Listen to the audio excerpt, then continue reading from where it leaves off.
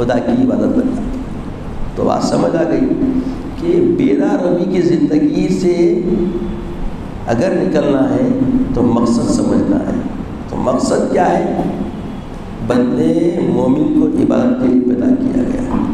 تو اب دائرہ وسیع ہوتا ہے، عبادت کا دائرہ محدود نہیں۔ ہماری فکر ناسخہ کے ذریعے ہم سمجھ رہے تھے تسبیح ہاتھ میں ہو تو ہی ذکر ہوتا ہے، مصلی ڈال کے بیٹھ گئے تو ہی ذکر ہوتا ہے۔ ایسا نہیں ہے۔ آپ ڈرائیو کر رہے ہیں، گاڑی چلا رہے ہیں، ذکر جاری ہے۔